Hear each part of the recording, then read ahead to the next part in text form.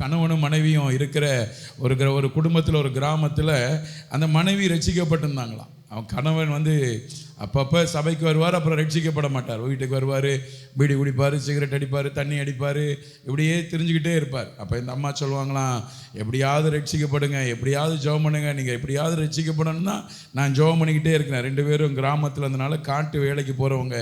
அப்போ இந்த அம்மா சொல்லும் பொழுதுலாம் அவர் சொல்லுவாராம், அதெல்லாம் நீ கவலைப்படாத, நான் கரெக்டாக நான் ரட்சிக்கப்பட்டுருவேன். நான் என்ன செஞ்சிருவேன்? கரெக்டாக நான் என்ன செஞ்சிருவேன்?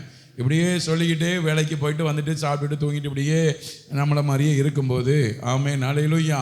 ஒரு நாள் வேலைக்கு போயிட்டு அவர் திரும்பி வரும் பொழுது எய்த்தாப்புல ஒரு புலி வந்துச்சான். என்ன வந்துச்சான் சொல்லுங்க? இப்போ புலி வேகமாக வந்த உடனே இப்போ இவருக்கு ஒரு ஞாபகம் வருது. மனைவி சொல்லுவா, ஜெபம் பண்ணால் நம்ம என்ன செய்யப்பட்டுருவோம்? ரட்சிக்கப்பட்டுருவோம், நம்மளை ஆண்டவர் பாதுகாப்பான்னு சொன்ன உடனே வேகமாக அந்த புலி வரை இவர் டக்குன்னு வேகமாக நடந்து வந்த சடார்னு முழங்கால் போட்டு கையை கும்பிட்டு ஆண்டவரை நோக்கி என்ன செய்கிறாரா? ஜெபம் பண்ணிக்கிட்டு இருக்கோம். ரொம்ப நேரம் இந்த மாதிரி தான் உற்சாகமாக ஜெபம் வரும் பார்த்தீங்களா? கண்ணெல்லாம் திறக்கிறது கிடையாது, இறுக்கி பொத்திட்டு ஜெபிக்கிறது. ஏன்னா முன்னுக்கு என்ன வந்துக்கிட்டு இருக்குது? புலி வந்துக்கிட்டு இருக்கு. பற்றி மெதுவாக கண்ணை திறந்து பார்க்குறாரா, அப்படியே புலியும் 2 காலையும் மடக்கி முன்னுக்கு அப்படியே உட்காந்துக்கிட்டு இருக்கான். அப்போ இவர் சந்தோஷமாக கேட்டாராம் புலியை பார்த்து, நீயும் ரட்சிக்கப்பட்ட புலியா? நீ என்னப்பட்ட புலியா? என்னப்பட்ட புலியா? அந்த புலி சொல்லிச்சான், ஆமாம், நான் எதை சாப்பிட்றதுக்கு முன்னுக்கு ஜெபம் பண்ணிட்டு தான் சாப்பிடுவேன். எதை சாப்பிட்றதுக்கு முன்னுக்கு என்ன பண்ணிட்டு தான் சாப்பிடுவேன். அதனால் இப்போ நீயும் ஜெபம் பண்ண, எனக்கு கிடைச்ச இறைக்கு நானும் என்ன செஞ்சுருக்கிறேன், அதுக்கப்புறம் ஆளு அவ்வளோதான். ஆமேன், ஆமேன். அதனால் நம்ம நினைப்போம் சில நேரம், எல்லா நேரமும் ஆண்டவர் நம்மளை காப்பாருன்னே ஓடிடக்கூடாது. கர்த்தருக்கு பிரியமாக நம்முடைய ஓட்டம் இருக்கணும். ஆமேன், ஹல்லேலூயா, ஹல்லேலூயா. எடுத்து வாசியுங்கள் ஏசாயாவினுடைய புஸ்தகம் 43ஆம் அதிகாரம். இந்த நாளில் தேவனை ஆராதித்தது மகிமையாக இருந்தது. என்னை விசாரியும் விசாரியும் என்று ஏசாயா 43ஆம் அதிகாரம் அதில் 19வது வசனத்தை கூட வாசியுங்களேன். இதோ நான் புதிய காரியத்தை செய்கிறேன், இப்பொழுதே அது தோன்றும், நீங்கள் அதை அறியீர்களா? நான் வனாந்திரத்திலே வழியையும் அவாந்திர வழியிலே ஆறுகளையும் உண்டாக்குவேன். கைகளை தட்டி நல்ல ஆண்டவருக்கு நன்றி சொல்லுவோம். தேவன் நம்மளை விசாரித்தாரானால் அவருடைய வாயிலிருந்து இப்படியாய் ஒரு வார்த்தை வந்திருக்கிறது, இதோ நான் புதிய காரியத்தை செய்கின்றேன். என்ன காரியத்தை செய்கிறேன்? இதோ நான் புதிய காரியத்தை செய்கிறேன், இப்பொழுதே அது என்ன செய்யும்? தோன்றும். ஆமென், ஹல்லேலூயா. அது எப்படி வரும்னு நம்ம யோசிக்க வேணாம். ஆண்டவருடைய வார்த்தை சொல்லுது, புதிய காரியத்தை, இதோ நான் புதிய காரியத்தை செய்கிறேன், இப்பொழுதே அது தோன்றும், நீங்கள் அதை அறியீர்களா? நான் வனாந்தரத்திலே வழியையும் அவாந்தர வெளியிலே ஆறுகளையும் உண்டாக்குவேன். நல்லா கைகளை தட்டி ஆண்டவருடைய வார்த்தை. இந்த வருஷத்தின் 3வது மாதம் இந்த ஓய்வு நாளில் ஆண்டவர் சொல்லுகிறார், புதிய காரியத்தை செய்கிறேன். ஆமென், ஹல்லேலூயா, ஹல்லேலூயா. அப்படி 20வது வசனத்தை வாசியுங்கள். ஆண்டவருடைய வார்த்தையை, நான் தெரிந்து கொண்ட என் ஜனத்தின் தாகத்துக்கு, நான் தெரிந்து கொண்ட என் ஜனத்தின் தாகத்துக்கு வனாந்திரத்திலே தண்ணீர்களையும். பாருங்களேன், தேவன் புதிய காரியத்தை செய்கிறவர் சொல்றாரு, நான் தெரிந்து கொண்ட, என்னால சந்திக்கப்பட்ட, என்ன தேடின, நான் தெரிந்து கொண்ட, என்னை தேடின ஜனங்கள், அவர்களுக்கு ஜனத்தின் தாகத்துக்கு வனாந்திரத்திலே தண்ணீர்களையும். வனாந்திரத்தில் என்னத்தை கொடுப்பேன்?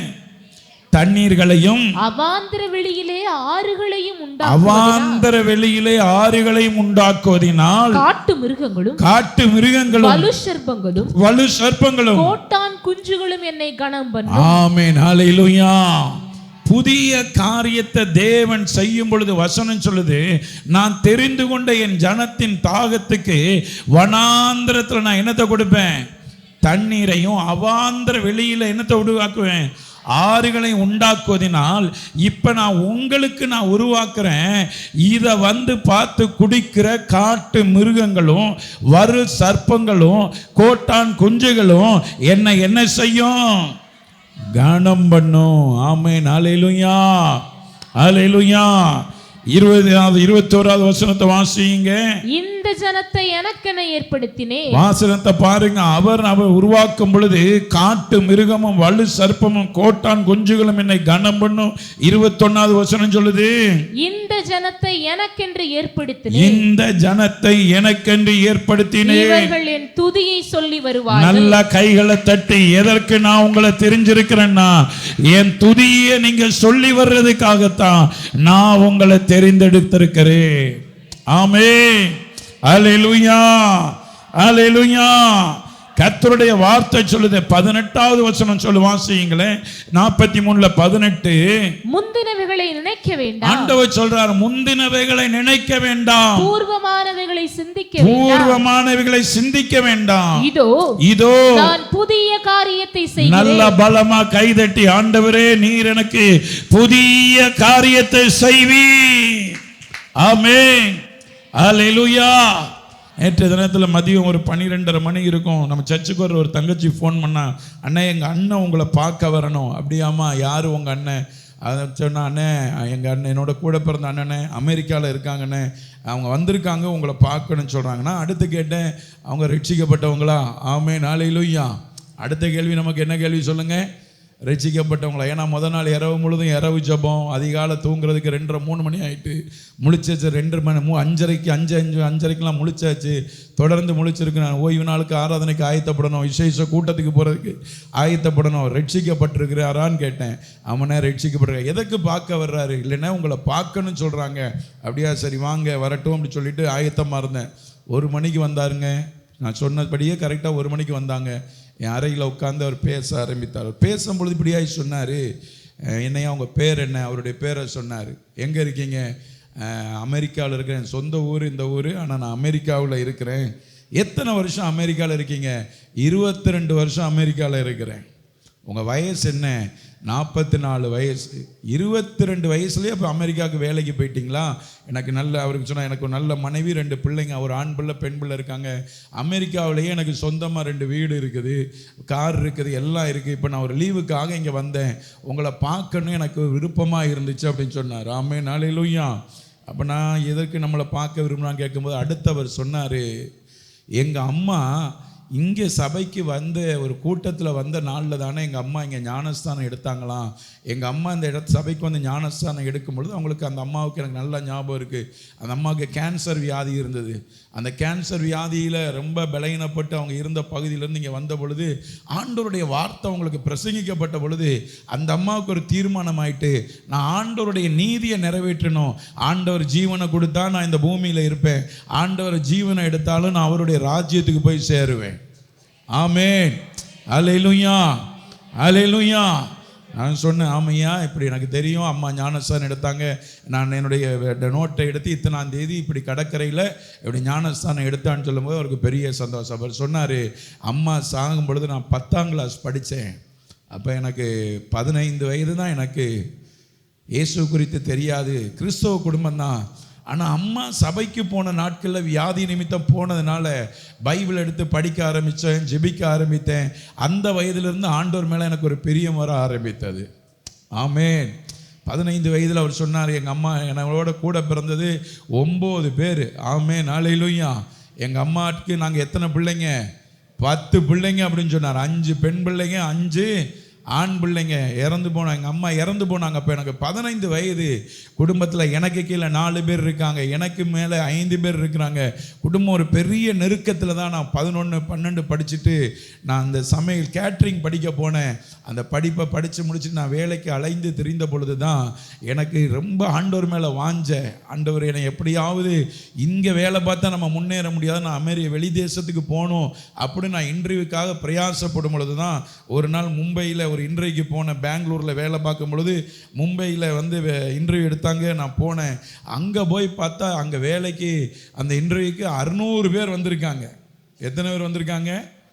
ஆமாம், அந்த 600 பேர் வந்திருந்தா அவங்க சொல்கிறாங்க, இதில் ஒரு 20 பேர் தான் வேலைக்கு என்ன செய்ய போகிறோம். அங்கே வந்திருந்த ஆட்களையும் தோரணையும் பார்த்தா எனக்கு நான் என்ன சொல்ல போகிறேன்னு சொல்கிறதே பயந்து வேர்த்து படபடத்து நான் உள்ள இன்டர்வியூ போயிட்டு அவங்கள்ட்ட ஒன்றும் பேசாமல் நான் வெளியே என்ன செஞ்சுட்டேன், வந்தாச்சு. ஆமென். அல்லேலூயா, அல்லேலூயா. அப்படியே நான் வெளியே வந்துட்டேன்யா. வெளியே வந்துட்டு அதுக்கப்புறம் நான் நினைக்கிறேன், இப்படி நம்ம விட்டுட்டோமே அப்படின்னு. கொஞ்ச நாள் திரும்பி நான் வேலை பார்த்து திரும்பி ஒரு 3 மாதம் கழிச்சு இன்டர்வியூ நடக்குது போகிறேன். அப்போ போனால் அங்கே 1500 பேர் வந்திருக்காங்க. எத்தனை பேர் வந்திருக்காங்களா சொல்லுங்கள் வாயை திறந்து. ஆனால் காலையில் கிளம்பி போகும்பொழுது எங்கள் அக்காவும் சபைக்கு போய் ஜெபிக்கிறனால அக்காவுக்கு ஒரு ஃபோன் பண்ணி எனக்கு ஜெபம் பண்ணிக்க உட்கான்னு சொல்லிட்டு நான் அங்கே போனேன். அங்கே போனால் அன்னைக்கு போன தடவை போனால் 600 பேர், இப்போ 1500 பேர். என்னை விட அழகு, வசதி, ஐஸ்வர்யம், ஆசீர்வாதம் எல்லாம் நுனி நாக்கில் இங்கிலீஷ் பேசுகிறாங்க. எனக்கு 10-12 வரைக்கும் நான் தமிழில் தான் படித்தேன். எனக்கு சில வார்த்தைகள் தான் தெரியும். ஆனால் எனக்கு நேரம் ஆக ஆக அதே பயம், அதே திகில், அதே கைகாலெலாம் வேர்க்கும் பொழுது அங்கிட்டு இங்கிட்டு பார்க்குறேன், எப்போ நம்ம பேரை கூப்பிட்டுருவாங்களோ அப்படின்னு நான் வரிசையாக நின்றுக்கிட்டு இருந்தேன்னா வேற இடமே கிடைக்கல. அந்த இன்டர்வியூ நடக்கிற அந்த ஹாலில் பொதுவாக பயன்படுத்துகிற ரெஸ்ட் ரூம் இருந்துச்சு, அதாவது கக்கூஸ் இருந்துச்சு. அந்த கக்கூஸுக்குள்ளே போய் என் ஃபைலோட என் பைபிளோட அப்படியே முழங்கால் போட்டு, ஏசப்பா எனக்கு இரக்கம் செய்யுங்க ஏசப்பான்னு ஜெபம் பண்ணிவிட்டு, நீங்கள் எனக்கு இரக்கம் பாராட்டினா நான் உங்கள் பிள்ளையாக வாழுவேன், நான் உங்களுக்கு உண்மையாக இருப்பேன், நான் உங்களுக்காக ஊழியம் செய்வேன் நான் ஒப்பு கொடுத்துட்டு வந்து நின்றேன். நான் இன்டர்வியூக்கு அட்டன் பண்ணேன். 6வது ஆளாக என்னை கூப்பிட்டு ஆண்டவர் கிருபையில் நான் செலக்ட் ஆகி 22 வருஷத்துக்கு முன்னுக்கு நான் அமெரிக்காவுக்கு போனேன். ஒன்று சொல்கிறேன் தேவ பிள்ளையே, நம்முடைய வாழ்க்கையில் தேவன் ஒரு புதிய காரியத்தை செய்ய நினைச்சா அது எந்த இடத்திலிருந்து நீங்கள் கூப்பிட்டாலும் அவர் பதில் கொடுக்கிறவர். ஆமென், அல்லேலூயா. அந்த தம்பி பாருங்க, அவ்வளவு படிப்பு அவ்வளவு அறிவு இருந்தாலும் அந்த தம்பி சொல்றான், எனக்கு எதை பற்றியும் நான் யோசிக்கல, இடம் கிடையாது. 1500 பேர் திக்குமுக்கு அடிக்கிற இடத்துல எப்படி இன்டர்வியூ அட்டன் முடியும்? எனக்கு ஆண்டவர்கிட்ட போய் எனக்கு ஜெபிக்க கிடைச்ச ஒரே இடம் ஒரு டாய்லெட். அது வெஸ்டர்ன் டாய்லெட்னால அந்த தரை கீழே இடம் இருந்ததுனால அதில் போய் மண்டிக்கிட்டு ஜெபம் பண்ணிட்டு போனேன். என் ஜெபத்தை கேட்டு ஆண்டவர் என்னை கொண்டு போனார். அந்த தம்பி சொல்கிறேன், நான் படித்தது சமையலுக்கு, அமெரிக்காவில் வேலைக்கு போனேன். இன்னைக்கு நான் அமெரிக்காவில் ஐடி லைனில் ஒரு பெரிய பெரிய பேங்குக்கு நிறைய அதிகாரிகளுக்கு பெரிய அதிகாரியாக அந்த தேசத்தில் வேலை பார்க்க ஆண்டவர் எனக்கு உதவி செய்கிறார். ஆமென், அல்லேலூயா, அல்லேலூயா. அப்போ நான் கேட்டேன், எல்லாம் சரிதான், இப்போ இங்கே எதுக்கு என்ன பார்க்க வந்திருக்கீங்க? ஆமென், அல்லேலூயா. இப்போ எதற்காக நீங்கள் என்னையே? அவர் சொன்னார், நிறைய பெருமையாக சொல்லலை, நிறைய பேர் எனக்கு தெரிஞ்சவங்கள்ட்ட சிலர்கிட்ட பேசும்பொழுது எப்படியாவது யாராவது ஒருவர் உங்களை பற்றி சொல்லுவாங்க. அப்படி சொல்லும் பொழுது அவங்க ஒரு வார்த்தை சொல்லுவாங்க, அவர்கிட்ட பேசுனா சத்தியத்தை சொல்லுவார், வெட்டு 1 துண்டு 2ன்னு என்ன செய்வார். அது என்னை ரொம்ப பிடிச்சிச்சு. சில செய்திகளை கேட்டேன், எப்படியாவது உங்களை பார்க்கணும்னு சொல்லி பார்க்க வந்தது எனக்கு பெரிய சந்தோஷம்னு சொன்னார். ஆமென், அல்லேலூயா. அமெரிக்காவில் 2 வீடு சொந்தமாக, 2 காரு சொந்தமாக, பல லட்சம் சம்பளம் வாங்குகிற அவ்வளோ பெரிய ஐடி ஃபீல்டில் இருக்கிற மனுஷனுக்கு கடிந்து கொள்ளுதல் உபதேசம் இருந்தால் தான் கடைசி காலத்தில் கர்த்தரோடு வாழ முடியும்னு நினைப்பாங்களே. ஆனால் நான் நீங்கள் அந்த சத்தியத்துக்குள்ளே நிலைச்சிருந்தா நம்ம நிச்சயமாக ஆசீர்வாதமாக இருக்க முடியும். ஆமென். ஆண்டவர் சொல்றார், நான் உனக்கு புதிய காரியத்தை செய்வேன். ஆமென். நீங்க முந்தினவைகளை என்ன செய்ய வேண்டாம், நினைக்க வேண்டாம். பூர்வமானவைகளை என்ன செய்ய வேண்டாம், சிந்திக்க வேண்டாம். காரணம், நான் புதிய காரியத்தை செய்கிறேன். ஆண்டவர் சொல்றார், புதிய காரியத்தை ஆண்டவர் செய்கிறார். ஆமென். ஒரு இடத்துல ஒரு புதிய காரியத்தை செய்யணும், ஒரு இடத்துல ஒரு வீடு கட்டணும் அப்படின்னு சொல்லி ஒரு தீர்மானம் பண்ணணும்னா அந்த இடத்தை என்ன செய்யணும்? என்ன செய்யணும் சொல்லுங்க? சுத்தம் பண்ணணும். ஆமென், அல்லேலூயா. அந்த இடத்தை என்ன செய்யணும் சொல்லுங்க? சுத்தம் பண்ணணும். அப்பதான் அந்த இடத்துல எந்த வேலைனாலும் என்ன செய்ய முடியும்? அப்ப எடுத்து வாசிங்களேன். கர்த்தர் நமக்கு புதிய காரியத்தை செய்யணும்னா எடுத்து வாசிங்கள். எபேசியருடைய புஸ்தகம் 4ஆம் அதிகாரம். ஏன் நம்முடைய வாழ்க்கையில கர்த்தர் புதிய காரியம் செய்வதற்கு தடையா இருக்கு? இன்னும் எப்படிப்பட்ட காரியத்தை செய்தா புதிய காரியத்தை செய்வார்? எபேசியர் 4:22 கூட எடுத்து வாசிங்களேன். அந்தபடி முந்தின நடக்கைக்குரிய மோசம் போக்கும் இச்சைகளாலே கெட்டு போகிற பழைய மனுஷனை நீங்கள் களைந்து போட்டு. ஆமென், அல்லேலூயா. ஆலயத்துக்கு வரும்பொழுது நல்ல வஸ்திரங்களை உடுத்தி வந்திருப்போம். நேற்று இருந்த ட்ரெஸ்ஸோடு இன்னைக்கு வந்திருக்க மாட்டோம். அப்படிலாம் ஆலயத்துக்கு வரக்கூடாது. ஆமென், அல்லேலூயா. சில ஆளுக்கு ஆலயத்தை பற்றி யோசிக்கிறே கிடையாது. அப்படியே இந்த சேலையை இன்னைக்கு சர்ச்சையை கட்டிட்டு போயிட்டு வந்து துவைச்சிருவோம், இன்னைக்கு கட்டிட்டு போயிட்டு வந்து துவைச்சிருவோம்னு என்ன செய்வாங்க சில ஆளுக்கு. ஆனால் ஃபங்க்ஷன் இடத்துக்குலாம் அப்படிலாம் போக மாட்டாங்க. அவங்களுக்கு தெரிஞ்சது பூரா சர்ச்சுக்கு வரும்போது நம்ம எப்படியாவது என்ன செஞ்சுட்டு வந்துடுவோம். அப்படி சில ஆட்கள் இருப்பாங்க. நான் அடிக்கடி சொல்லுவேன், நம்ம ரொம்ப நீட்டாக வர வேண்டிய இடம் கர்த்தருடைய ஆலயம்தான். அவருடைய ஆலயத்துக்கு வரும்பொழுது தான் ரொம்ப நம்மள்ட்ட இருக்கிற நல்ல காரியத்தை ஆண்டவருக்கு முன்பாக கொண்டு வரணும். ஆபேலை போல கொளுத்ததை ஆண்டவருக்கு என்ன செய்யணும் சொல்லுங்க. ஆமென். அவர் நமக்கு கொடுத்ததெல்லாம் நம்ம ஊருக்கு கட்டிக்கிட்டு ஆலயத்துக்கு வரும்பொழுது ஏனோதானு வரக்கூடாது. ஆமென். இப்படி வஸ்திரத்தை களைந்து போடுற மாதிரி இல்லை. புதிய காரியத்தை ஆண்டவர் நம்முடைய வாழ்க்கையில செய்யணும்னா அந்தப்படி முந்தின நடக்கைக்குரிய என்ன போக்கும்? மோசம் போக்கும். என்ன போக்கும்? புதிய காரியத்தை கர்த்தர் நமக்கு செய்யணும்னா நமக்கு மோசம் போக்கும் இச்சைகளாலே கெட்டு போகிற பழைய மனுஷிய நீங்க என்ன போற்றணும்? களைஞ்சு போற்றணும். ஆமென். அல்லேலூயா, அல்லேலூயா. பழைய மனுஷனை களைஞ்சு போட்டுருங்க. புதிய காரியம் ஏன் நமக்கு நடக்க மாட்டேங்குது? ஆமென். அல்லேலூயா, அல்லேலூயா. அந்தப்படி முந்தின நடக்கைக்குரிய மோசம் போக்கும் இச்சைகளாலே கெட்டு போகிற என்ன போகிற கெட்டு போகிற பழைய மனுஷனை நீங்க என்ன செஞ்சிருங்க? களைந்து போட்டுருங்க. களைஞ்சு போட்டா களைஞ்சு போட்டது தான். அதுக்கப்புறம் அதை எடுத்து போடவே கூடாது. ஆமென். பழைய இச்சைக்குரிய காரியத்தை, மோசம் போக்குற காரியத்தை, கெட்டு போகிற காரியத்தை நம்ம மறுபடியும் நம்ம அனுபவிக்கிறனால தான், நம்ம உடுத்தி கொள்கிறனால தான், நம்ம சுமந்து கொள்றனால தான் நம்முடைய வாழ்க்கையில புதிய காரியத்தை பார்க்க என்ன செய்ய முடியல. நம்ம பல வருஷம் சபைக்கு வந்து பழைய விசுவாசியா ஆனமே ஒழிய நம்ம பழையவைகளை களைந்து போடலைன்னா அவர் புதிய காரியத்தை நம்ம வாழ்க்கையில செய்ய மாட்டாரு. எடுத்து வாசிங்களேன். 1 பேதுருனுடைய புஸ்தகம் 4ஆம் அதிகாரம், 1 பேதுரு 4ஆம் அதிகாரம், அதுல 3வது வசனத்தை கூட வாசிங்களேன். 1 பேதுரு 4:3. சென்ற வாழ்நாட் காலத்திலே நாம் புறஜாதிகளுடைய இஷ்டத்தின்படி நடந்து கொண்ட போது பழைய மனுஷனை களைந்து போடுறதுக்கு அப்போஸ்தலனாகிய பேதுரு எழுதுகிறார். சென்ற வாழ்நாள் காலத்திலே. என்ன காலத்திலே? பழைய ரட்சிக்கப்பட்ட தேவ பிள்ளைக்கு தான் ஆண்டவர் சொல்லுகிறார், புதிய காரியத்தை உங்க வாழ்க்கையில செய்யணும்னா நீங்க ரட்சிக்கப்பட்டவங்க சென்ற வாழ்நாள் காலத்திலே நாம் புறஜாதிகளுடைய இஷ்டத்தின்படி நடந்து கொண்டது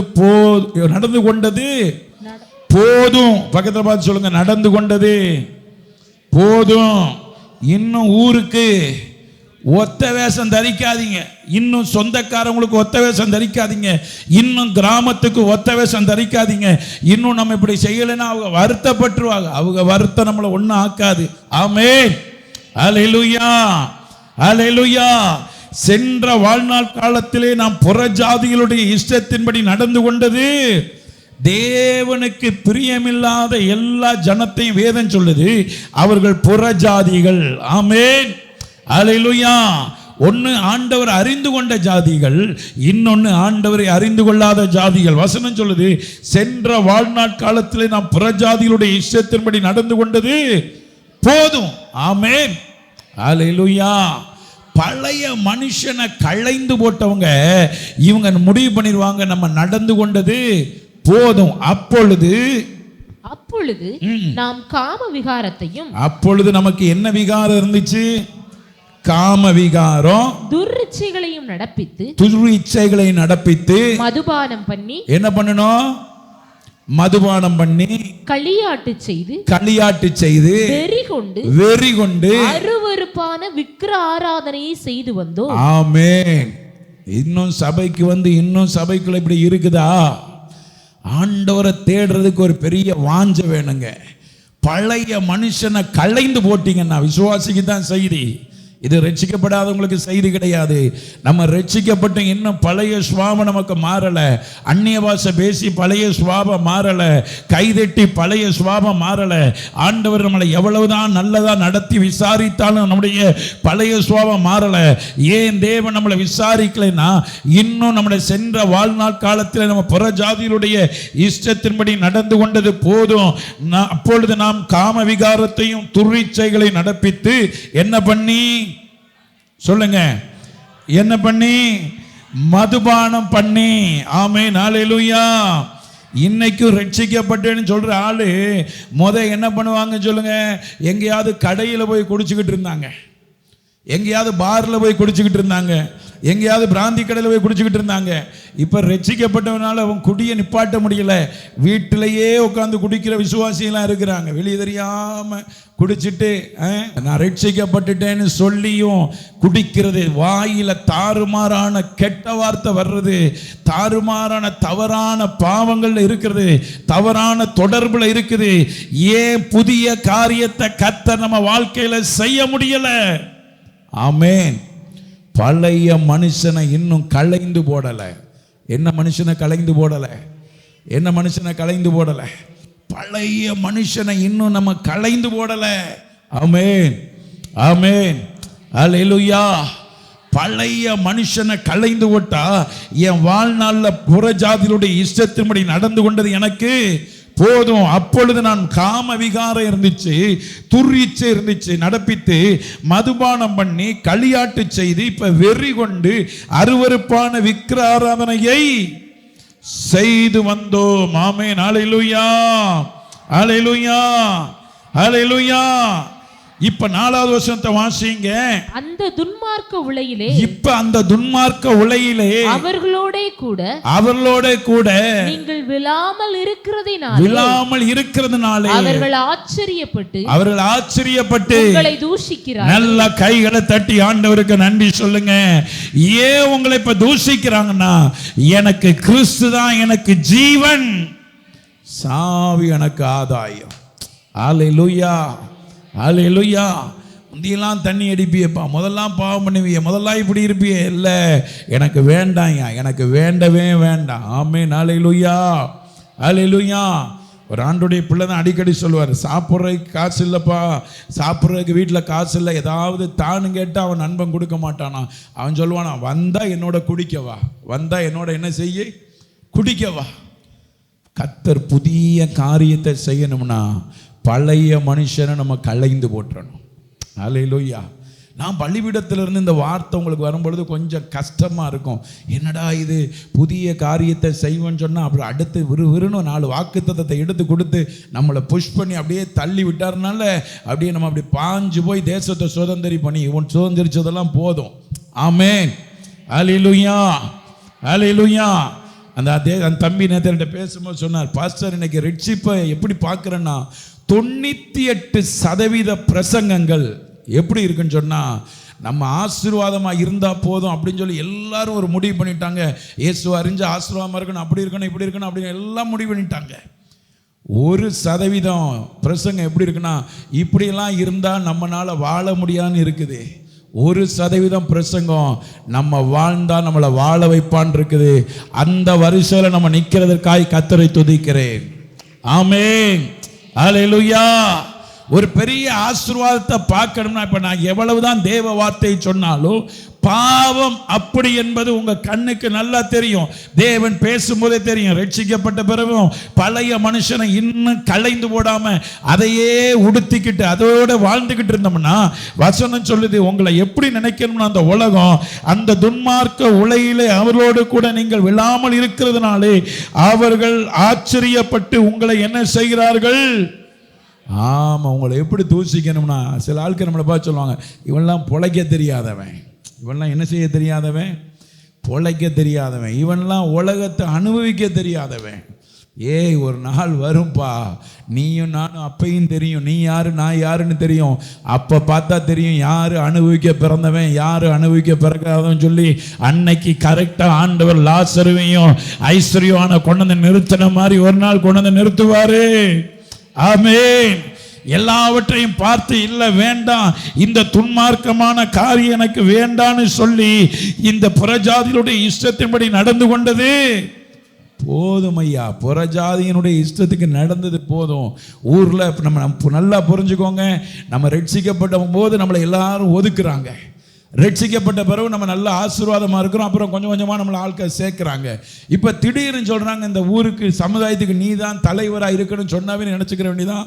ஒன்று அவங்க லூசிபராக முடிவு பண்ணிட்டாங்க. என்னதான் முடிவு பண்ணிட்டாங்க? சொல்லுங்க. லூசிபரா? அவங்களுக்கு தெரியும் எதை கொடுத்தாலும் இவன் விழ மாட்டான், இவனுக்கு இப்படி ஒரு பொறுப்பை கொடுத்துட்டா இவங்க உடனே சொல்லுவாங்க, நமக்கு ஒரு வாய்ப்பு கிடைச்சது பார்த்தீங்களா பாஸ்டர், எல்லாருக்கும் ஆண்டவர் திறந்த வாசலை வச்சுட்டார், எல்லாருக்கும் நம்ம ஆண்டவர். நீ ஒன்றும் செய்ய முடியாது. நீ ஒன்றும் என்ன செய்ய முடியாது? என்ன செய்ய முடியாது? அந்த இடத்துக்கு போயிட்டாவே ஒரு ஊருக்கு பல பஞ்சாயம் வரும். ஒரு ஊருக்கு என்ன பஞ்சாயம் சொல்லுங்க? அந்த பஞ்சாயம் பூரா ஞாயிற்றுக்கிழமை தான் வரும். ஆமே. இப்போ உங்களுக்கு ஒரு பெரிய பஞ்சாயம் வரும். பஞ்சாயம் பண்ணலைன்னா அவன் தற்கொலை பண்ணுவான்னு சொல்லுவான். பஞ்சாயம் பண்ண போகாமல் சர்ச்சுக்கு வரலைன்னா இங்கே பாஸ்டர் ஒன்றும் சொல்ல மாட்டார், அங்கே போய் அவன் தப்பிச்சிருவான். நம்ம கடைசியில் என்ன தான் பண்ணணும்? ஆமேன், ஆமேன். பழைய மனுஷனை களைந்து போடுங்க. கர்த்தர் புதிய காரியத்தை செய்யறதற்கு எது வாழ்க்கையில தடையா இருக்கு, அடி பழைய மனுஷனை களைந்து போட்டு, அதே எபேசியருடைய புஸ்தகம் 4ஆம் அதிகாரம் அதுல கர்த்தருடைய வசனம் 24வது வசனத்தை வாசிங்களேன். எபேசியர் 4:24 வாசிங்களேன். மெய்யான நீதியிலும் பரிசுத்தத்திலும் தேவனுடைய சாயலாக சிருஷ்டிக்கப்பட்ட புதிய மனுஷனை தரித்துக் நல்ல கைகளை தட்டி யாருக்கு கர்த்தர் புதிய காரியத்தை செய்வார்னு சொன்னா, பழைய மனுஷனை களைந்து போட்டு மெய்யான நீதியிலும். ஆமென். அல்லேலூயா, அல்லேலூயா, அல்லேலூயா. மெய்யான நீதியிலும் பரிசுத்தத்திலும் தேவனுடைய சாயலாக சிருஷ்டிக்கப்பட்ட புதிய மனுஷனை தரித்து கொள்ளுங்கள். நல்லா கைதட்டி, பழைய மனுஷனை நான் களைந்து போட்டு புதிய மனுஷனை நான் தரித்து கொள்ளணும். அல்லேலூயா, அல்லேலூயா, அல்லேலூயா. அதுக்கு வசனம் சொல்லுது, நம்முடைய ஆண்டவர் என்ன புதிய மனுஷனுக்கு அடையாளமாய் பவுல் எழுதுகிறார், மெய்யான நீதி. அப்படின்னா பொய்யான நீதி ஒன்று இருக்குது. மெய்யான நீதினா அப்ப என்ன நீதி இருக்குது? பொய்யான நீதி ஒன்று இருக்கு. மெய்யான நீதியிலும் பரிசுத்தத்திலும் தேவனுடைய சாயலாக சிருஷ்டிக்கப்பட்ட புதிய மனுஷனை என்ன செய்து கொள்ளுங்க? தரித்து கொள்ளுங்கள். ஒரு தேவ பிள்ளைக்கு புதிய காரியத்தை தெய்வம் செய்வேன்னு சொல்றாருன்னா அது நடக்கணும்னா வசனம் சொல்லுது, நீங்க புதிய மனுஷனை தரித்து கொள்ளுங்க. ஆமென், அல்லேலூயா, அல்லேலூயா. வசனம் சொல்லுது, நீங்க மறுபடியும் பிறக்காவிட்டா தேவனுடைய ராஜ்யத்தை சுதந்திரிக்க முடியாது. பழைய மனுஷனையோடையே நம்ம வாழ்ந்தா புதிய காரியம் நம்ம வாழ்க்கையில பார்க்க முடியாது. ஆமென், அல்லேலூயா. ஆனா மெய்யான வசனம் சொல்லுது, இரண்டாவது காரியம் சொல்லுது, புதிய மனுஷனை தரித்து கொள்ளுங்கள். அல்லேலூயா. அந்த புதிய மனுஷனை தரித்து கொள்வதற்கு அழகா பவுல் சொல்றாரு, அவரை தரித்து கொள்றவங்களுக்குள்ள மெய்யான நீதி வரும். சொல்லுங்க, மெய்யான, அடுத்து பரிசுத்தம், அடுத்து தேவனுடைய சாயலாக சிருஷ்டிக்கப்பட்ட. அல்லேலூயா, அல்லேலூயா. நான் கடந்த வாரத்தில் சொன்ன மாதிரி மீனை அவர் சாயலா படைக்கல. அது ஒன்று பிடிபடுது, கொண்டாந்து குழம்பு வைக்கிறோம், இல்லைன்னா நாறுது, அதை கொண்டாந்து கருவாடு போடுறோம், இல்லை கடல்லையும் விழுந்து கிடக்கு, அது எங்கிட்டோ கரையை ஒதுங்கி அழுகி போயிடுது. அப்புறம் மரம், செடி கொடிய, அப்புறம் மிருகம், இது எல்லாத்தையும் நம்ம அப்படியே பார்த்துக்கிட்டே இருக்கிறோம். ஆனால் ஒன்றே ஒன்று மட்டும், மனுஷனை மட்டும் அவர் சாயலாகவே படைத்தார். ஆமென். தேவனுடைய சாயலாக சிருஷ்டிக்கப்பட்ட புதிய மனுஷனை தரித்து கொள்ளுங்க. ஏன் அவர் சாயலா நம்மளை படைச்சார்னா, இந்த ஓட்டம் முடியும் பொழுது அவரிடத்துல நான் நீங்களும் போய் சேருவதற்கு தான் புதிய மனுஷனை தரித்து கொள்ளணும். அப்பதான் புதிய காரியத்தை கர்த்தர் செய்வார். அல்லேலூயா, அல்லேலூயா. நம்ம ஒரு பக்கம் புதிய மனுஷனை தரித்து கொண்டு நம்ம ஏமாத்தினோம்னா, நம்ம நல்லா புரிஞ்சுக்கிறோம்னா நம்ம ஏமாறுவோம். நம்ம ஏமாத்தினா சொல்லுங்க, நமக்கு நீதி இல்லை, அநீதி இருந்தால் நமக்கு அநீதி தான் வரும். நமக்கு பரிசுத்தம் இல்லாமல் அசுத்தம் இருந்தால் நமக்கு அசுத்தம் தான் வரும். அவருடைய சாயலாக படைக்கப்பட்டதை நம்ம மறந்து புதிய மனுஷனை தரித்து கொள்ளலைன்னா அவருடைய ராஜ்யத்துக்கு நானும் நீங்களும் பங்காளி இல்லாமல் போய்விடுவோம். ஆமென், அல்லேலூயா, அப்ப பழைய மனுஷனை களைந்து போட்டு புதிய மனுஷனை தரித்து கொண்டா புதிய காரியத்தை கர்த்தர் என் வாழ்க்கையில செய்வார். நல்லா கைதட்டி என் வாழ்க்கையில கர்த்தர் நிச்சயமா செய்வார். ஹல்லேலூயா, ஹல்லேலூயா. அது புதிய மனுஷனை தரித்து கொள்ளுகிற மனுஷனுக்கு அது ஜபாலயமா இருந்தாலும் சரி, அது மருத்துவமனையா இருந்தாலும் சரி, அது பாத்ரூமா இருந்தாலும் சரி, அது காடா இருந்தாலும் சரி, அது ரோடா இருந்தாலும் சரி, எந்த ஸ்தலத்தில் இருந்து அவர் நோக்கி கூப்பிட்டாலும் அவருடைய மெய்யான நீதி, மெய்யான பரிசுத்தம், அவருடைய சாயலம் படைக்கப்பட்ட மனுஷனால அவனுக்கு உண்டான எல்லாவற்றையும் கர்த்தர் கொடுத்துருவார். அல்லேலூயா. பழையவைகள் எல்லாம் ஒழிஞ்சு போயிருங்க, எல்லாம் புதிதா மாறும். ஆமென். அல்லேலூயா, அல்லேலூயா. நீங்க நல்லா யோசிச்சு பாருங்க. யாரும் நமக்கு ஒன்றும் செய்ய வேண்டாம், யாரும் நமக்கு ஒன்றும் சொல்ல வேண்டாம். ஒரு காரியத்தில் நம்ம செய்யும்போது தெரியும், ஒரு காலத்தில் நம்ம பாவத்தில் தான் நான் வாழ்ந்தோம். பாவத்தை அவர் மன்னிச்சிடுறார், பாவத்தை அவர் மறந்துடுறார். புதிய மனுஷனை தரித்து கொண்டோம்.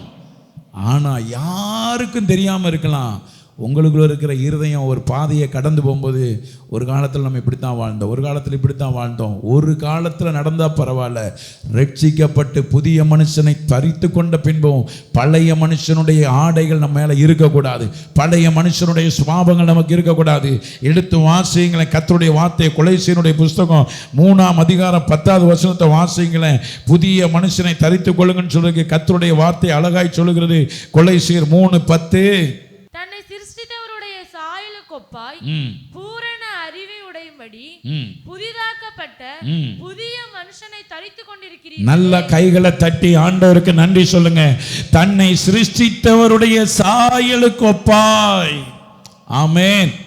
நம்மளை யாரு சிருஷ்டித்தாரோ அவருடைய சாயலுக்கு ஒப்பாய் பூரண அறிவடையும்படி. என்ன அடையும்படி? அவர் அறிகிற அறிவில் புதிய மனுஷனை தெரிந்து கொண்டோம்னா, அறிந்து கொண்டோம்னா, நம்ம அணிஞ்சு கொண்டோம்னா, தன்னை சிருஷ்டித்தவருடைய சாயலுக்கு ஒப்பாய் பூரண அறிவடையும்படி புதிதாக்கப்பட்ட புதிய மனுஷனை தரித்து கொண்டிருக்கிறீர்களே. நல்ல கைகளை தட்டி நானும் நீங்களும் தரித்து கொண்டிருக்கிறவர்களா மாறினா கர்த்தர் புதிய காரியத்தை செய்வாருங்க. ஆமென். அல்லேலூயா. நம்முடைய இருதயத்திற்கு ஏற்ற காரியத்திற்காக தேவன் நம்மளை தெரிந்து கொள்ளல. இதோ நான் உனக்கு புதிய காரியத்தை செய்யறேன்னா வசனம் சொல்லுது, பழைய மனுஷனை களைந்து போட்டு புதிய மனுஷனை தரித்து கொள்ளுங்க. ஆமென். கடந்த நாட்களில் ஒரு யூடியூப்ல ஒரு ஹாஸ்பிட்டலில் நடந்த ஆப்ரேஷனை பார்த்தேன். ஒரு கிரிட்டிக்கலான மூளையில் ஒரு ஆப்ரேஷன் நடக்குது. அந்த மருத்துவ குழுவினரில் 2 பேர், 2 மெயினான டாக்டர்கள் அந்த மருத்துவத்தில் அந்த மூளைக்கு ஆப்ரேஷன் பண்ணுறாங்க. அந்த ஆப்ரேஷனுடைய நேரம் அவங்க எதிர்பார்த்ததை விட 22 மணி நேரம் தொடர்ந்து ஆப்ரேஷன் நடக்குது. எத்தனை மணி நேரம்? ஒரு மனுஷனை காப்பாற்றுறதுக்கு 2 டாக்டரு ஒரு நாளைக்கு 24 மணி நேரம் தான். அப்படின்னா காலையில் 10 மணிக்கு துவங்கினாங்கன்னா அடுத்த நாள் காலையில் 8 மணி வரைக்கும் ஆப்ரேஷன் நடக்குது. 22 மணி நேரம் அந்த ஆப்ரேஷனை பண்ணிட்டு சக்சஸாக முடிச்சுட்டு அவனை சுகமாக ஐசியூ வார்டுக்கு அவனை அனுப்பிட்டு அந்த 2 டாக்டரும் ஆப்ரேஷன் தியேட்டரில் அந்த ட்ரெஸ்ஸோடு அப்படியே படுத்து விழுந்து தூங்கிக்கிட்டு இருக்கிறாங்க. நான் பார்த்துட்டு என் கண்ணில் கண்ணீர் ஓடி வந்துச்சு. பெரிய மருத்துவர்கள், எக்ஸ்பர்ட்டான மருத்துவர்கள், பெரிய மருத்துவமனை, ஒரு சாதாரண ஒரு உயிரை அவ்வளவு பணத்துக்காக பண்ணினாலும் 22 மணி நேரம் போராடிட்டு அந்த உயிரை காப்பாற்றிட்டு அவ்வளோ பெரிய மருத்துவர்கள் தரையில் படுத்து இப்படி களைப்பில் தூங்குவாங்கன்னா நித்திய ஜீவனுக்கான ஆத்மாவுக்காய் ஊழியக்காரன் எவ்வளவு உத்தரவாதம் உள்ளவனாய், தேவ ஜனம் எவ்வளவு உத்தரவாதம் உள்ளவனாய், அழிய போற ஜனத்தையே ஒரு மருத்துவர் தனக்கு கிடைத்த ஞானத்தை கொண்டு இவ்வளவு கிரயமாய் பிரயாசப்படுவாரையானார். அழியாத நம்முடைய ஆத்மாவுக்காய் என் ஆண்டவர் புதிய மனுஷனை தரித்து கொண்டா அவர் நமக்கு புதிய காரியத்தை செய்வார். ஆமென். அல்லேலூயா, அல்லேலூயா. இன்னும் பழைய மனுஷனை தரித்து கொண்டு புதிய காரியத்தை செய்கிறவருக்கு நேராக ஓட முடியல. புதிய மனுஷனை தரித்து கொள்ளுங்கன்னு சொல்ற வார்த்தையின்படி தன்னை சிருஷ்டித்தவருடைய சாயலுக்கு ஒப்பாய் பூரண அறிவை அடையணும். ஏன்னா அவர் அறிவுள்ளவர், அவர் சுகம் கொடுக்கிறவர், அவர் நம்மளை பலப்படுத்துகிறவர், அவர் நம்மளை தாங்குகிறவர், அவர் நம்மளை தப்பு வைக்கிறவர், அவர் நம்மளை ஏந்துகிறவர், அவர் நம்மளை சுமக்கிறவர், அவர் நம்மளை விடுவிக்கிறவர். அவரே என் பரியாரியான கர்த்தர். ஆமென். இதாங்க பூரண அறிவு. என் ஆண்டவரை குறித்த ஒரு பூரண அறிவு எனக்கு இருக்கணும். புதிய மனுஷனை தெரிந்து கொள்ளணும். போன வாரத்தில் ஒரு 3 பேர் வந்திருந்தாங்க, புதுசாக வந்திருந்தாங்க சர்ச்சுக்கு ஆராதனைக்கு. 3 சகோதரர். அதில் 2 பேர் நல்ல வெள்ளை ட்ரெஸ்ஸு, வெள்ளை சட்டை போட்டுட்டு கலர் பேண்ட் போட்டு வந்தாங்க. ஒருத்தர் ஒரு கலர் பேண்ட் போட்டு ஒரு அது எப்படி சொல்கிறது, ஒரு வாடாமல்லி கலர் மாதிரி ஒரு நாவல் கலரில் ஒரு சட்டையை போட்டு வந்துட்டார். நாங்கள் ஒன்றுமே சொல்லலை. அவர் உள்ளே வந்து பார்த்தாரு. பார்த்த உடனே அவருக்கு யோசிச்சார், வெள்ளை ட்ரெஸ் சட்டை எல்லோரும் இருக்காங்களேன்னு சொல்லி வேகமாக போய் அவர் வெள்ளை சட்டையை போட்டு ஆராதனைக்கு வந்துட்டார். ஆராதனை முடிஞ்ச பிறகு அவங்க யாருன்னு கேட்டால் அவங்க சொன்னாங்களாம், இந்த பக்கத்தில் இருக்க ஐயன் கோயிலுக்கு நாங்கள் வியாபாரம் பண்ணுறதுக்கு வந்தோம். எனக்கு ரொம்ப ஆச்சரியமாக இருந்துச்சு. ஞாயிற்றுக்கிழமை தான் அங்கே வியாபாரம் நல்லா நடக்கிற நேரம். மத்தியானத்துக்கு மேலே எல்லாரும் ஊருக்கு என்ன செஞ்சுருவாங்க, நாங்கள் வியாபாரத்துக்கு வந்தோம், நாங்கள் ஆண்டவரை ஆராதிக்கிற பிள்ளைங்க, அதனால் சபையை தேடி நாங்கள் ஆராதிக்க வந்துட்டோம். தன்னை சிருஷ்டித்தவருடைய சாயலுக்கு ஒப்பாய் பூரண அறிவை அடையும்படி புதிதாக்கப்பட்ட புதிய மனுஷனை தரித்துக் கொண்டிருக்கிறீர்களே. ஆமென். அல்லேலூயா, அல்லேலூயா. இன்னைக்கு ஆண்டவர் அறிஞ்சனால மதிப்பு கிடைச்ச நமக்கு நல்லா தெரியும். நம்ம இந்த ஆண்டவரை மட்டும் அறியலைன்னா நாய் கூட நம்மளை மதிக்காது. மதிப்பாங்களா யாராவது சொல்லுங்க? யாராவது மதிப்பாங்களா? ஆண்டவரை மட்டும் நான் அறியலை அப்படின்னு சொன்னான். அநேகர் என்னை பார்த்து கையெடுத்து கும்பிடும் பொழுது, அநேகர் என்னை பார்த்து விசாரிக்கும் பொழுது, அநேகர் எனக்கு முன்பாய் மண்டியிடும் பொழுது நினைப்பேன், எங்கேயோ வாழ்ந்து எப்படியோ பிறந்து எப்படியோ போய் சேர வேண்டிய நம்மளை அவரை அறிந்த அறிவின் மேன்மை இந்நாள் வரை நம்மளை கர்த்தர் மேன்மையாய் வைத்திருக்கிறார். ஆமென். அல்லேலூயா. தன்னை சிருஷ்டித்தவருடைய சாயலுக்கு ஒப்பாய் பூரண அறிவு அடையும்படி புதிதாக்கப்பட்ட, நாளுக்கு நாள் வசனம் சொல்லுது, புதிதும் கூர்மையுமான யந்திரமாக்குவேன். அல்லேலூயா, அல்லேலூயா. மீனை அறுக்கிற மீனை அறிகிற அருவாமனையில் மீன் அறியும் போது மொட்டையாக இருந்தால் அவங்களுக்கு அறிவு சொல்லுது. அருவாமனை என்ன செய்யணும் சொல்லுங்க? எடுத்து தலையில் கொத்தணுமா? என்ன செய்யணும்? தீட்டணும்னு சொல்லுதே. நம்ம உட்கார்ந்துருக்கிற கட்டையில் அருவாளை தீட்டுறோம், அருவாமனையில் கொஞ்சம் மண்ணை போட்டு தரையில் தீட்டுறோமே. இந்த மீனை தின்றதுக்கு வர்ற அறிவு நம்முடைய ஆவிக்குரிய ஜீவியத்தில் புதிய மனுஷனை தரித்துக் கொள்றதுக்கு எத்தனை வருஷம் மொட்டையாவே வாழ்ந்துகிட்டு இருக்கோம். இதை நம்ம தீட்டணும்னு சொன்னா கர்த்தருடைய கையில புதிய கூர்மையுமான யந்திரமா கர்த்தர் நம்மளை மாற்றுவா. ஆமென். அல்லேலூயா, அல்லேலூயா, அல்லேலூயா. தன்னை சிருஷ்டித்தவர் நம்மளை யாரு சிருஷ்டித்தா? அவருடைய சாயலாவே சிருஷ்டித்திருக்காரு. ஆமென். அல்லேலூயா. பூரண அறிவடையும்படி புதிதாக்கப்பட்ட புதிய மனுஷனை என்ன செஞ்சிருக்கீங்க? அப்போ வசனம் சொல்லுது, கர்த்தர் உங்களுக்கு புதிய காரியத்தை செய்கிறேன்னு சொன்னா பழைய மனுஷனை நீங்க என்ன செய்யணும்? களைந்து போடணும். 2வது புதிய மனுஷனை தரித்து கொள்ளணும். பக்கத்தில் பார்த்து சொல்லுங்க, இது வாயில சொல்லிட்டு போகக்கூடாது, செயல்படுத்தணும். ஆமென். நிறைய ஞானஸ்நானம் எடுக்கிறவங்க பழைய மனுஷனா வாழ்றதுனால தான் நிறைய ஆட்கள் ரட்சிக்கப்படுறதுக்கு தடையாவே இருக்கிறாங்க. ஆமென், ஆமென். புலம்பலுடைய புஸ்தகம், புதிய காரியத்தை செய்கிறேன், பழைய மனுஷனை களைந்து போட்டு புதிய மனுஷனை தரித்து கொண்டா என்ன நடக்கும்? புலம்பலுடைய புஸ்தகம் 3ஆம் அதிகாரம் 22வது வசனத்தை வாசிங்க. புலம்பல் 3:22. நாம் நிர்மூலமாகாதிருக்கிறது கர்த்தருடைய கிருபையே, அவருடைய இரக்கங்களுக்கு முடிவில்லை. நல்ல கைகளை தட்டி பழைய மனுஷனை களைந்து போட்டு புதிய மனுஷனை தரித்து கொண்டவனுக்கு வசனம் சொல்லுகிறது, நாம் நிர்மூலமாகாதிருக்கிறது கர்த்தருடைய கிருபையே. அல்லேலூயா, அல்லேலூயா. அவருடைய இரக்கங்களுக்கும் கிருபைக்கும் முடிவே இல்லை. நம்ம முடிகிற வரைக்கும் அது முடியாது. நமக்கு முடிகிற வரைக்கும் அது என்ன செய்யாது? கிருபை என்பது நம்ம மேல ரட்சிப்புல தேவன் வச்சது. இரக்கம்னு சொல்றது நம்ம வாழ்ற வரைக்கும் கர்த்தர் பாராட்டுறது. ஆமென், அல்லேலூயா. நாம் நிர்மூலமாகாது இருக்கிறது கர்த்தருடைய கிருபையே. ஏன்னா பழைய மனுஷனை களைஞ்சு போட்டுட்டேன், புதிய மனுஷனை தரித்துக்கிட்டேன், அதனால நான் நிர்மூலமாக மாட்டேன். ஏன்னா என் தலை மேல கர்த்தருடைய கிருபை இருக்கு, அவருடைய இரக்கங்களுக்கு முடிவே கிடையாது. அல்லேலூயா, அல்லேலூயா, அல்லேலூயா. நான் நினைக்கிறேன் அந்த அம்மா இயேசு அறிகிறதுக்கு முன்னுக்கு அந்த அம்மாவுக்கு கேன்சர் வியாதி வந்துச்சு. அந்த அம்மா பேர் அந்தோணி அம்மா. ஆனால் ஆண்டவர்கிட்ட போய் அந்த அம்மாவுக்கு ஒரு பூரண சுகம் கிடைக்கல. சுகம் கிடைக்கலன்னு சொல்கிறதுக்காக அந்த அம்மா இயேசு விட்டுட்டு போகலை. அந்த சுகமில்லாத நேரத்துலையும் அந்த தெய்வத்தை தெய்வமாக தேடினாங்க. வேம்பார் வந்து 3 நாள் கூட்டத்தில் கலந்துக்கிட்டு தங்கியிருந்த நாட்களில் நீதியை குறித்து தேவன் சொன்னோன்னே நீதியை நிறைவேற்ற நான் ஞானஸ்தானம் எடுக்கிறேயான்னு அந்த பலகீனத்தில் ஞானஸ்தானம் எடுத்தாங்க. சில மாதங்கள் சில வருடத்துக்குள்ளாய் கர்த்தருடைய ராஜ்யத்துக்குள்ளே போயிட்டாங்க.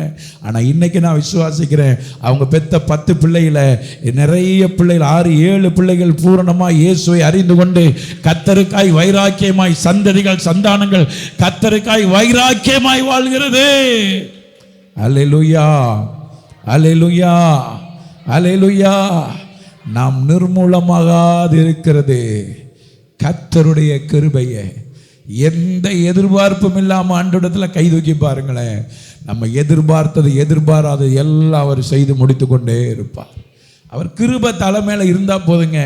ஆமென். பக்கத்தில் பார்த்து சொல்லுங்க, உங்கள் தலை மேலே என்ன இருக்கு? என்ன இருக்கு? கிருபை இருக்கணும். அல்லேலூயா. ஆமாம், தலை மேலே எனக்கு கிரகம் இருந்துச்சுன்னா கிருபை வந்து அமர்ந்தால் கிரகம் என்ன செஞ்சிடும்? கிருபை விலகுச்சுன்னா கிரகம் வந்து உட்காந்துரும். நமக்கு என்ன இருக்கணும்? என்னைக்கும் என்னதான் இருக்கணும் சொல்லுங்க? கையை வைத்து சொல்லுங்க, உங்கள் கிருபை தான்ப்பா என் மேலே இருக்கணும், என் தலை மேலே உங்கள் கிருபை இருக்கணும். ஆமென், ஹல்லேலூயா, ஹல்லேலூயா, ஹல்லேலூயா. நான் நிர்மூலமாகாது இருக்கிறது கர்த்தருடைய கிருபையே. ஆமென், அல்லேலூயா. எல்லாருக்கும் ஒரு நம்பிக்கை, எல்லாருக்கும் என்ன இருக்கு சொல்லுங்க? பக்தி உள்ளவனை கர்த்தர் தமக்காக தெரிந்து கொண்டார். நமக்குள்ள ஒரு நம்பிக்கை இருக்கு, என் தெய்வம் இயேசு என்னை நடத்த போதுமானவர். அவர் பேசுகிற தெய்வம், என்னை நடத்துகிற தெய்வம், என்னை தாங்குகிற தெய்வம். புதிய காரியத்தை செய்வேன்னு சொல்லியிருக்கிறாரு. எனக்கு புதிய காரியத்தை கர்த்தர் செய்வாரு, புதிய வழியை திறப்பாரு. அவர் வனாந்தரத்தில் ஆறுகளை உண்டாக்குவாரு, அவாந்தர வெளிகளில் தண்ணீர் தடாகமா மாற்றுவாரு. அப்படிப்பட்ட தெய்வத்தை நான் சேவிக்கிறேன். நான் நிர்மூலமாக மாட்டேன். ஏன்னா நான் உயிரோடு இருக்கிற வரைக்கும் என் தலை மேல கிருபை இருக்கு. அந்த கிருபை இருக்கிற வரைக்கும் அவருடைய இரக்கங்களுக்கு முடிவே இல்லை. ஹல்லேலூயா, ஹல்லேலூயா, ஹல்லேலூயா, ஹல்லேலூயா. அவருடைய தலை, நம்ம தலை மேல கிருபை இருந்தா அவருடைய இரக்கம் தலைமுறை தலைமுறையா இருக்கும். அவர் சொல்றார், புதிய காரியத்தை செய்வேன், பழைய மனுஷனை களைஞ்சு போட்டு புதிய மனுஷனை தரித்து கொள்ளு. ஆமென், ஹல்லேலூயா. பழைய மனுஷனை களைந்து போட்டுரு, கெட்ட வார்த்தையை களைந்து போட்டுரு, கோபத்தை களைந்து போட்டுரு, எல்லாத்தையும் களைஞ்சு போட்டுரு. ஆமென், ஹல்லேலூயா, ஹல்லேலூயா, ஹல்லேலூயா. நான் மாறணும் ஆண்டவரே, நான் உங்களை போல மாறணும். அப்படி மாறினா வசனம் சொல்லுது, லூக்காவின் புஸ்தகம் 1ஆம் அதிகாரம் 50வது வசனம் சொல்லுது. லூக்கா 1:50 கடைசியா வாசியுங்களேன். அவருடைய இரக்கம் அவருக்கு பயந்திருக்கிறவர்களுக்கும், அவருடைய இரக்கம் அவருக்கு பயந்திருக்கிறவர்களுக்கு தலைமுறை தலைமுறைக்கும் உள்ளது. நல்லா கைகளை தட்டி புதிய காரியத்தை செய்தா எப்படி இருக்கு தெரியுமா? அவருடைய இரக்கம் அவருக்கு பயந்திருக்கிறவர்களுக்கு தலைமுறை தலைமுறைக்கும் உள்ளது. அல்லேலூயா, அல்லேலூயா, அல்லேலூயா. பாருங்களேன், இந்த ஆலயத்துக்குள்ள ரட்சிக்கப்பட்ட நாளில் அப்பா முழங்கால் போட்டு ஜெபிச்சதை நான் பார்த்தேன். நான் முழங்கால் போட ஆரம்பித்தேன். நான் முழங்கால் போட்டு ஜெபிச்சதை டேனி பார்த்தான். டேனி முழங்கால் போட்டு ஜெபிக்க ஆரம்பித்தான். இப்போ கிமலை நீங்கள் சும்மா கொண்டு வந்து சர்ச்சுக்குள்ளே இறக்கி விடுங்களேன், நேராக வந்து இதில் வந்து முழங்கால் போட்டு கொஞ்சம் கையை கும்பிட்டு இப்படி 2 தலையை ஆட்டிட்டு ஆமேன் அல்லேலூயான்னு எழும்புவான். 1.5 வயசு தான். கர்த்தர் நல்லவர். அல்லேலூயா, அல்லேலூயா. என் பிள்ளை அப்படி ஃப்ளை கிஸ் கொடுக்கும், ஹாய் சொல்லும், பாய் சொல்லும், கடைசியில் பாயின்னு சொல்லிடுவோம். உன்னைய அதெல்லாம் சொல்லணும். அதெல்லாம் என்ன செய்யணும் சொல்லுங்க, என்ன செய்யணும் சொல்லுங்க. ஆமாம், கண்ணடி அதடி எல்லாம் அடிக்கும். அது ஆட்டோமேட்டிக்காக அடிக்க வேண்டிய காலத்தில் அதெல்லாம் அடிச்சிடும். ஆமே, நம்ம இடிக்க வேண்டிய காலத்தில் இடித்தா போதும் பிள்ளைகளை. ஆமே, அதெல்லாம் அப்படி சூப்பர் ஸ்டார்லாம் என்ன செஞ்சிடும் சொல்லுங்க, தானாக வந்துடும். அப்படியே அதெல்லாம் ட்ரெஸ்ஸு எல்லாம் போட்டு நீங்கள் 2-3 பேர் முன்னுக்கு இருப்பாங்க. நீங்கள் பாருங்களேன், ஒரு நாளைக்கு உங்களை வீடியோ எடுத்தால் நீங்கள் போட்டு விடுற ட்ரெஸ்ஸு என்ன பாடலாம் இங்கே படுது நான் தான் பார்த்துக்கிட்டே இருப்பேன். அவ்வளவு மாடல் பண்ணிக்கிட்டே இருப்பாங்க. அவங்க அதை உருவேற்றிக்கிட்டே என்ன செஞ்சுக்கிட்டு இருப்பாங்க சொல்லுங்கள். அதனால் நம்ம ஒன்றுமே செய்யலை, நம்ம பேப்பேன்னு இருந்தோம். நம்ம பிள்ளைய ரொம்ப தெளிவாக இருக்குது. ஆமென். ஆனால் ஆண்டவர் சொல்கிறாரு, அவருடைய இரக்கம் அவருக்கு பயந்தவர்களுக்கு தலைமுறைக்கும் உள்ளது. உலக காரியம் ஒன்னையும் நம்ம கற்றுக் கொடுக்க வேண்டாம். கர்த்தருடைய காரியத்தை கற்றுக்கிட்டோம்னா நம்ம தலைமுறையா அவருடைய இரக்கம் அவருக்கு பயந்தவர்களுக்கு தலைமுறைக்கு உள்ளதே.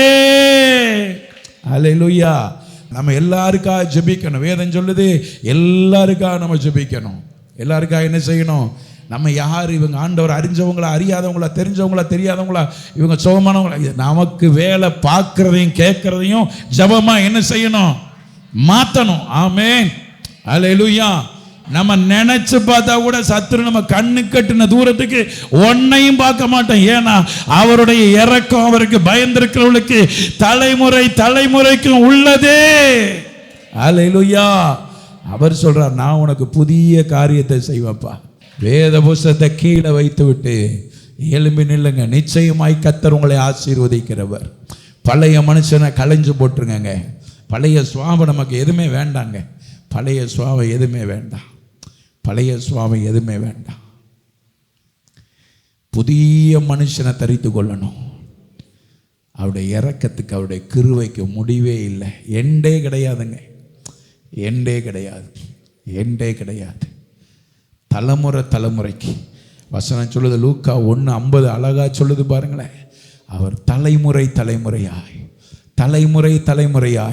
அவர் நம்முடைய தேவன். அவருடைய இரக்கம் அவருக்கு பயந்திருக்கிறவர்களுக்கு தலைமுறைக்கும் உள்ளது. பயந்திருக்கிறவர்களுக்கு கர்த்தருக்கு மாத்திரம் பயப்படணும். இதை நான் பார்க்க வந்த தம்பி எனக்கு முன்பாக உட்காந்து பேசும்போது அவனுக்குள்ளே இருந்த அந்த பயத்தை நான் பார்த்தேன். பல லட்சம் சம்பளம் கண்டிப்பாக வாங்குவான். நான் எவ்வளோ சம்பளம்னு கேட்கல. ஏன்னா அமெரிக்காவிலேயே 2 வீடு வாங்குற அளவுக்கு வசதியாக இருக்கான்னா. ஆனால் நான் நினச்சேன், ஏன் இவ்வளோ ஆசீர்வாதமாக இருக்கான்? இன்னும் நல்ல மனைவியை கத்தர் கொடுத்து, நல்ல பிள்ளைகளை கொடுத்து, இவ்வளோ ஆஸ்தி அந்தஸ்தை கொடுத்தாலும் இன்னும் கக்கூசுக்குள்ளே மண்டிட்டு கதர்னதை அவன் மறக்கலை. அவன் சொல்லும் போதே அவன் கண்களில் கண்ணீர் ஓடி வருது. எனக்கு ஒன்றுமே தெரியாது. எங்கள் அம்மா சுகமில்லாத நாட்களில் இந்த ஜெபமனை கற்றுக் கொடுத்தாங்க. பைபிளை படின்னு சொன்னாங்க. அம்மா மரிச்சு போயிட்டாங்க. 95 இயேசு அறிஞ்சு 97 அந்த அம்மா மரிச்சு போயிட்டாங்க. ஞானஸ்தானம் எடுத்து 28 வருஷத்துக்கு அப்புறமும் பிள்ளை வந்து சொல்லுது, இந்த தெய்வம் என்றென்றைக்கும் உள்ள சதா காலங்களிலும் நம்முடைய தேவன், மரண பரியந்த நம்மளை நடத்துவார். அதை அடிக்கடி நான் சொல்லுவேன். ஒரு சந்ததி கர்த்தரை சேவிக்கும், தலைமுறை அது கர்த்தருடைய சந்ததி எனப்படும். தலைமுறையா கர்த்தருடைய சந்ததி எனப்படும். அவருடைய இரக்கம் அவருக்கு பயந்தவர்களுக்கு தலைமுறைக்கும் உள்ளது. புதிய காரியத்தை செய்வார். கைகளை கும்பிட்டு பழைய மனுஷனை களைஞ்சு போட்டு தேவஜனமே, பழைய மனுஷனை கலைந்து போட்டு இன்னைக்குன்னு ஆண்டவர் பார்த்து சொல்லுவாப்பா, நான் உங்கள் பிரியமா உங்கள் பிள்ளையா என் ஓட்ட முடியணும்ப்பா. உங்களுக்கு பிரியமா உங்கள் பிள்ளையா என் ஓட்ட முடியணும். ஆண்டவர் ஏங்கி திரிந்த என்ன தாங்கிறதுக்கு வச்சிருந்தாலும் ஆண்டவரே தடை ஈஸ்வரை உங்கள் பிள்ளையா தான் என் ஓட்ட முடியணும் ஐயா. உங்கள் சித்த மாத்திரம் செய்யணும் ஐயா. உங்கள் சத்தம் மாத்திரம் கேட்கணும் ஐயா. தெய்வ சமூகத்தில் அப்படியே இருதயத்தை உடைச்சு, ஆண்டவரே பழைய சுவாபம் இருக்குதா, பழைய காரியம் இருக்குதா, இன்னும் புறஜாதிகளோட ஒத்து போகிறோமா? இன்னும் களியாட்டு இருக்குதா? இன்னும் காம விகாரம் இருக்கா? இன்னும் மதுபான பிரியனா இருக்கிறோமா? வேண்டாம் ஐயா, ஐயா வேண்டாம். அம்மா மாதிரி இன்னும் உலக காரியங்களை பேசிக்கிட்டே தெரியுறீங்களா? இன்னும் உலகத்தினுடைய காரியங்களை நினைச்சிருக்கீங்களா? வேண்டாம் வேண்டாம் வேண்டாம் வேண்டாம் வேண்டாம். அவருடைய இரக்கம் தலைமுறை பயந்தவர்களுக்கு தலைமுறைக்கு இருக்கிறது. எப்படிப்பட்டவங்களுக்கு ஆண்டவர் சொல்றாரு, இன்னைக்கு அவர் ஒரு வாக்கு கொடுக்கிறார், உனக்கு புதிய காரியத்தை செய்வேன், புதிய காரியத்தை செய்வேன், புதிய காரியத்தை செய்வேன், புதிய காரியத்தை செய்வேன். ஒரு அம்மா டேனி நேத்து சொன்னது மாதிரி, ஒரு சென்ட் இடம் 2000, ஒரு சென்ட் இடம் 5000, ஒரு சென்ட் இடம் 10,000 இருக்கும்போது வாங்க வழி இல்லையா? இன்னைக்கு ஒரு சென்ட் இடம் 1 லட்சம். ஆனா ஆண்டவர் எங்களுக்கு வாங்க ஆண்டவர் உதவி செய்திருக்கிறார். புதிய காரியத்தை செய்வார். 2000 ரூபாய் இருக்கும்போது அந்த இடத்த வாங்க வழி இல்லை, 5000 ரூபாய் இருக்கும்போது அந்த இடத்த வாங்க வழி இல்லை, 10,000 ரூபாய் இருக்கும்போது இடத்த வாங்க வழி இல்லை. ஒரு சென்ட் 1 லட்சமா இருக்கும் பொழுது கடனே இல்லாம இடம் வாங்க உதவி செஞ்சிருக்கிறார்னா அவருக்கு பயந்தவர்களுக்கு தலைமுறையா இறக்கம் இருக்குங்க. புதிய காரியத்தை உங்களுக்கு கர்த்தர் செய்வார். நல்ல உணர்வோடு கூட எனக்கு அப்பா செய்வாங்க, எங்க அப்பா எனக்கு செய்வாங்க, என்னை பெத்த அப்பாவே நான் எனக்கு செய்யாம போலாம். அடிக்கடி எங்க அப்பாவை பார்த்து ஏசப்பாவை பார்த்து சொல்லுவேன்.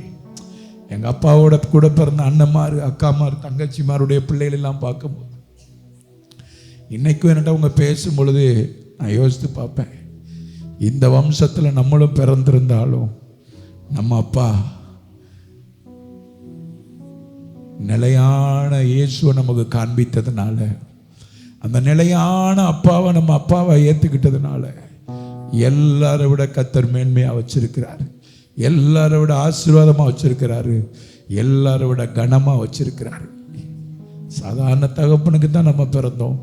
ஒருவன் எனக்கு ஊழியம் செய்தா பிதாவானவர் உன்னை கனம் பண்ணுவார். பழைய மனுஷனை கலைந்து போட்டா புதிய மனுஷனை நீங்க தரித்து கொண்டீங்கன்னா உங்களுக்கு கிருபைக்கு இரக்கத்துக்கு முடிவே இல்லை. புதிய காரியத்தை செய்வார்.